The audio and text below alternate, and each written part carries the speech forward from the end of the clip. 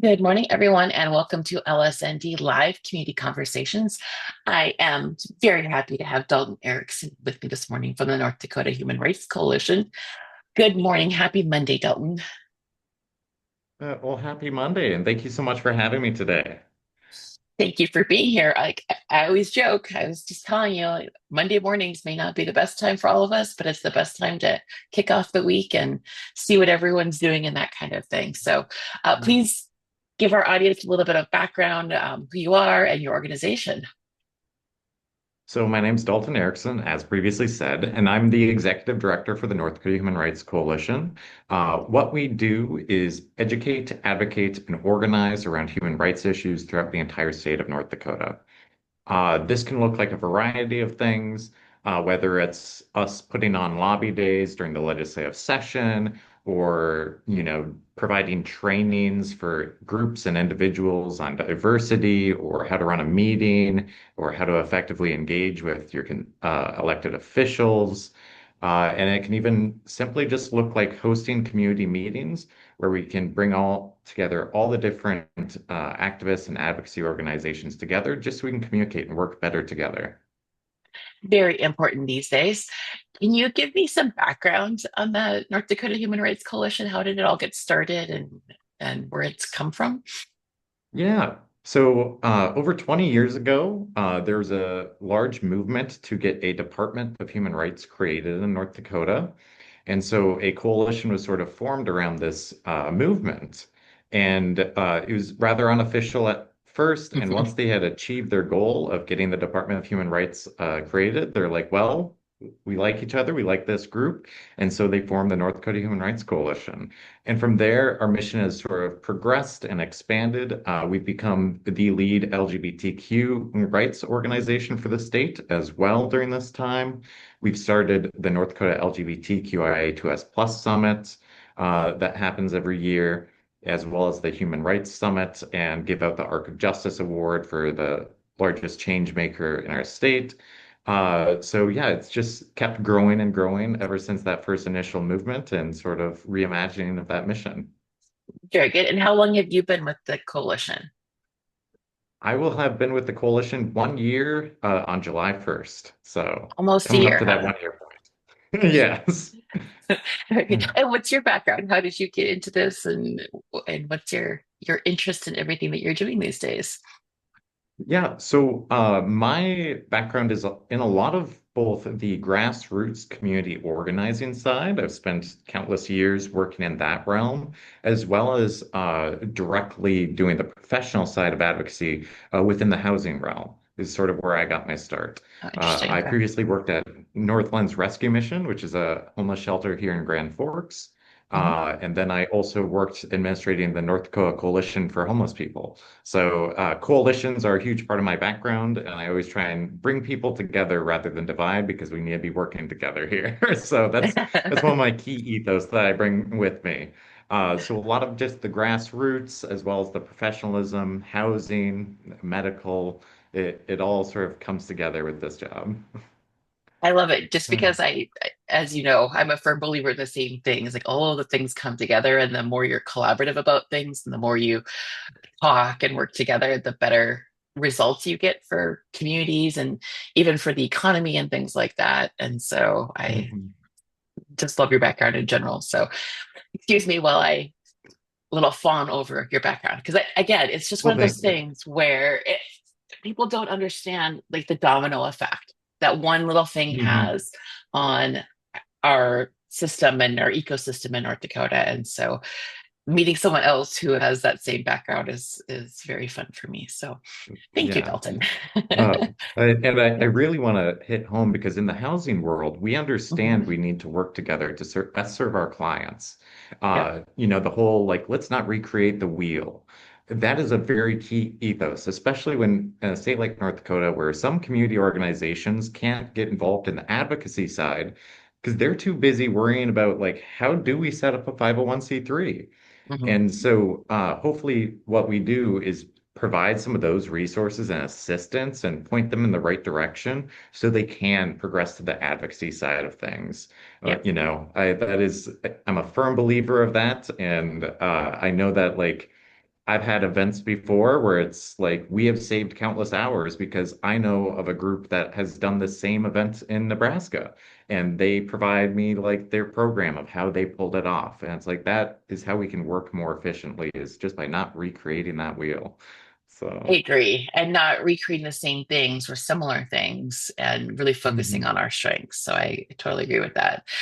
What are you seeing as the most pressing human rights issues in North Dakota these days? What's coming up on the radar, which I can imagine, but I would like to hear from the expert what they are. Yeah.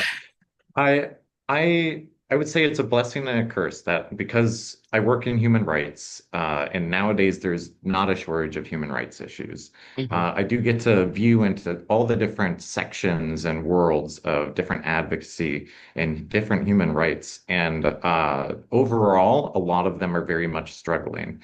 But if I were to rank them, I would say some of the top ones that I'm most concerned about. Number one is what's going on with immigration, which is more on the federal side, but seeing the impacts that it's had locally has also been something that like this is very real. Like I know people that are getting these notices to that their visa's been canceled and such. Hmm. And it is by far the lack of due process with the pro as well is very concerning to a lot of us. Next up, I would say like a lot of the LGBTQ rights. For me, this is not only personal because I do identify as part of the community, but it's also personal in the sense that like I grew up with like both my parents being in the military. Like patriotism and Americana is number one. And to me, the thing that you learn about America is that what is so great about this country is that you are free to be whoever you want to be as long as you work hard enough. Right. And recently, people have decided to make a culture war issue and say, yeah, but not you. You can't be free to be who you want.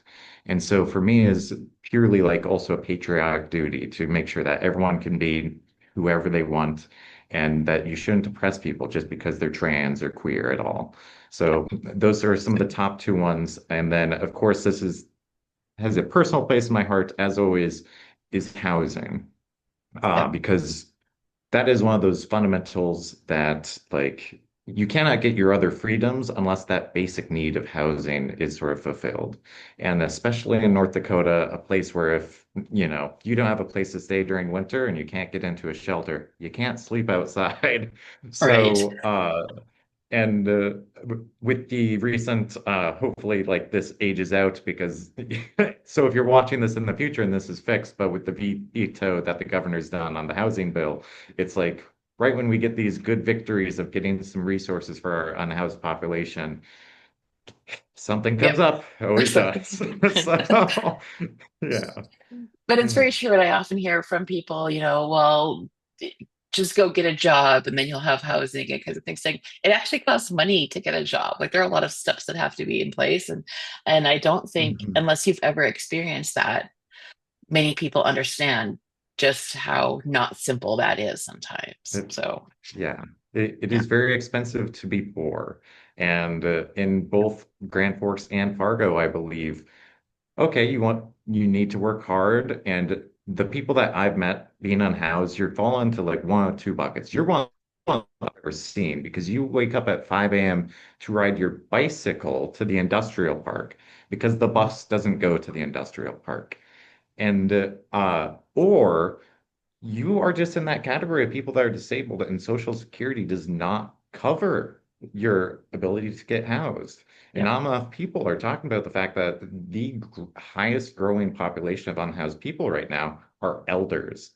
Yep. It is people that are like disabled. They're in their 70s and they have chronic health issues, and they literally can't work because Social Security prevents them from working too much as well. But also, Mhm. Social Security isn't enough to get them housing stabilized, which one of the big worries right now when it comes to this issue, because it is a lot of the elderly folks and the highest needs, is if Medicaid and Medicare get cut.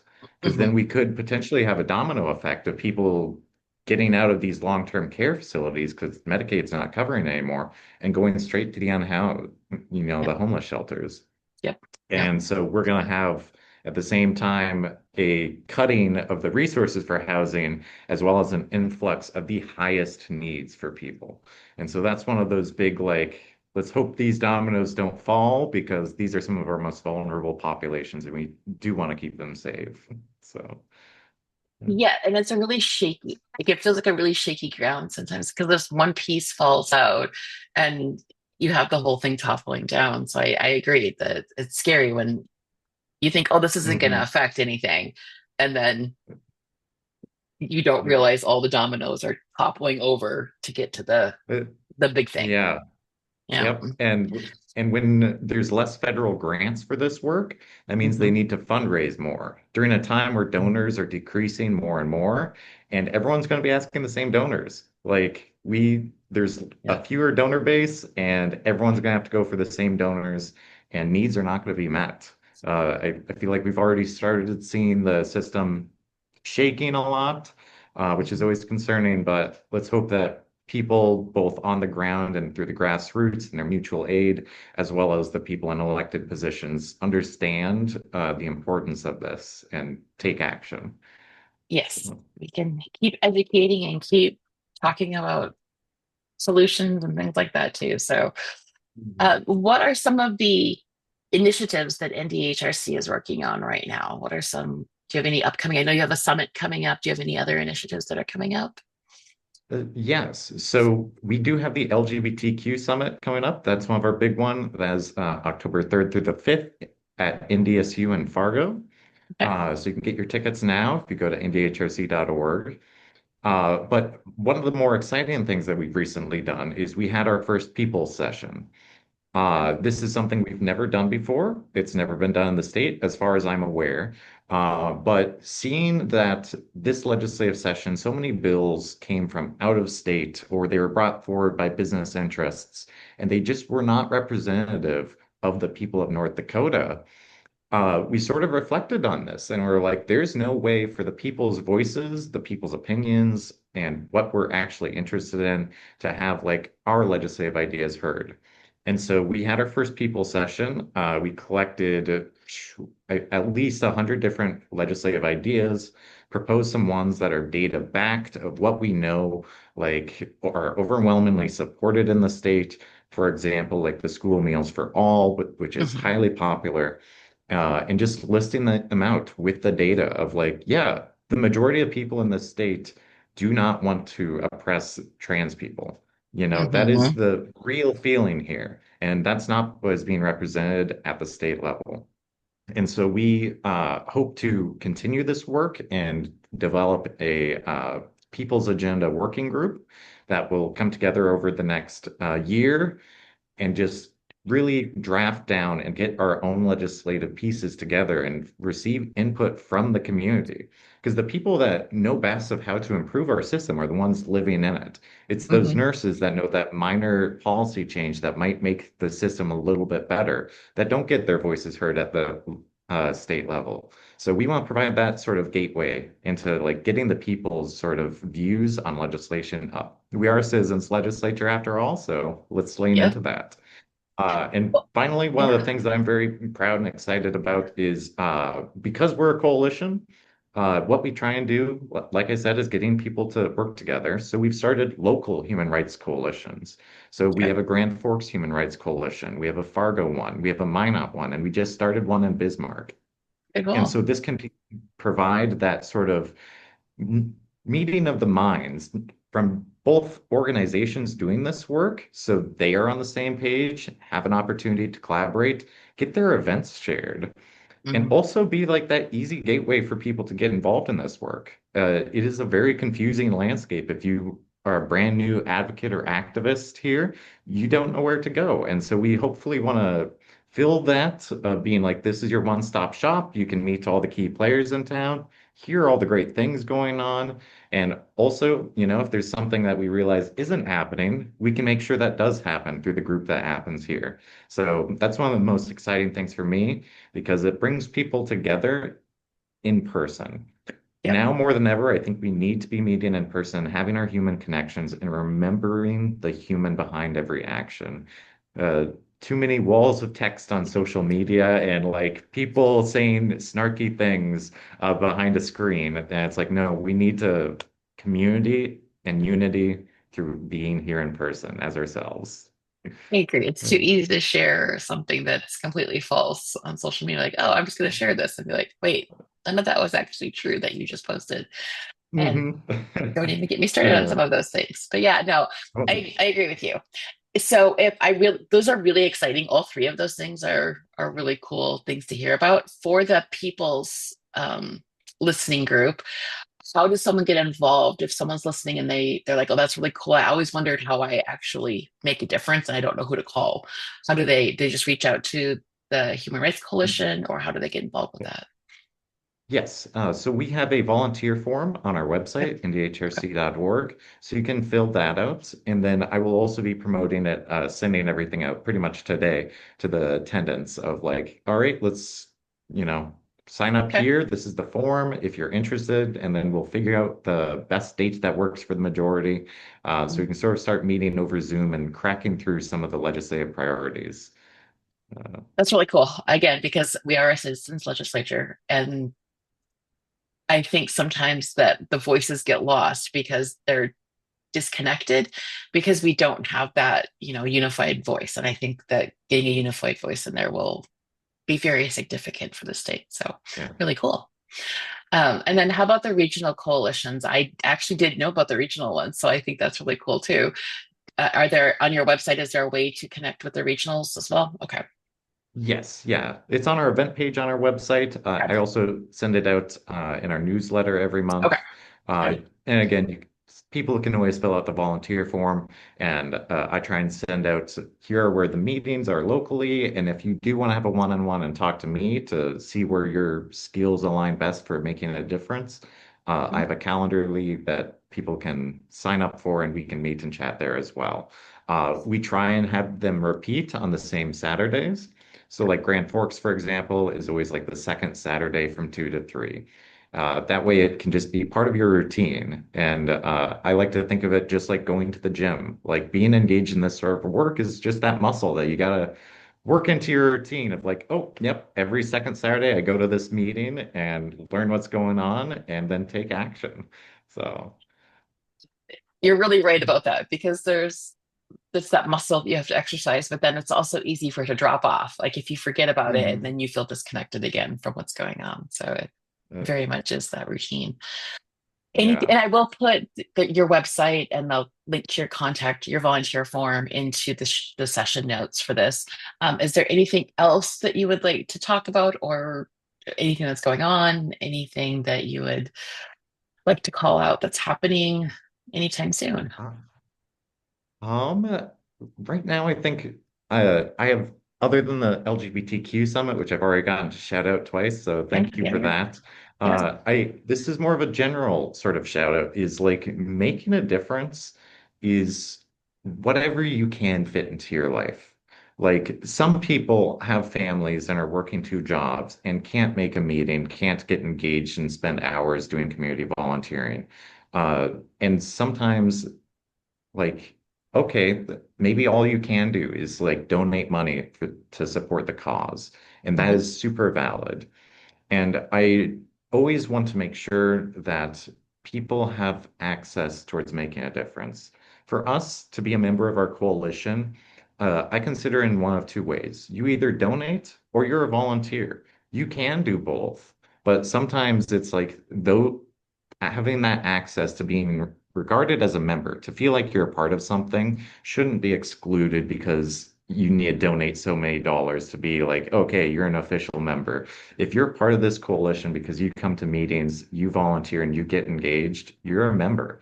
And so that's the thing I always want to put out is because not everyone has those financial to Yeah. be able to donate to a cause, but they can donate time. And so I never want to exclude anyone based off of income because making a difference is however you can work it into your life. And as long as it's filling your cup, because this sort of work is some of the most rewarding work you can do. I've met some of my best friends doing activist work because people that are caring about their community, caring about the bigger picture, are typically really good people and they're really good friends to invite to a potluck. So this is always a joke I go through of like, if fighting for your human rights isn't enough of a reason for you to get engaged in this kind of work, Well, it's also a great way to meet fantastic people, and you can put it on your resume. If you need a selfish reason to do selfless work, there you have it. You'll meet great people, and it can be a volunteer thing on your resume. So, uh, I love that though, because I do think that there are too many organizations and too many groups out there that try to define exactly how you can contribute. And by just saying however you can contribute is helpful. Because I think LSND thinks that too. And like however you can help and give back is better than not being involved at all. And so I appreciate that mhm. viewpoint. Yeah, Um, meet you where they are. Meeting exactly. people where they are is important, I think. So, Yeah. Yeah. mm. Well, thank you, Dalton. I really appreciate your time and sharing what NDHRC is doing and your experience there. And I hope that we get to chat again soon, as well as people reach out to you. Like I said, I'll put in the session notes, the website, so that people can reach out and volunteer or donate or do whatever makes them comfortable and happy in life. And so I appreciate your time this morning. Well, thank you so much, and thank you for all the work that Legal Services of North Dakota does, and bridging that gap of letting that access for people that can't normally afford lawyers, because that this is important work, and you make our legal system work a little bit better. So, Well, thank you. I appreciate hearing that on a Monday morning too. yeah. Very, Oh. very good.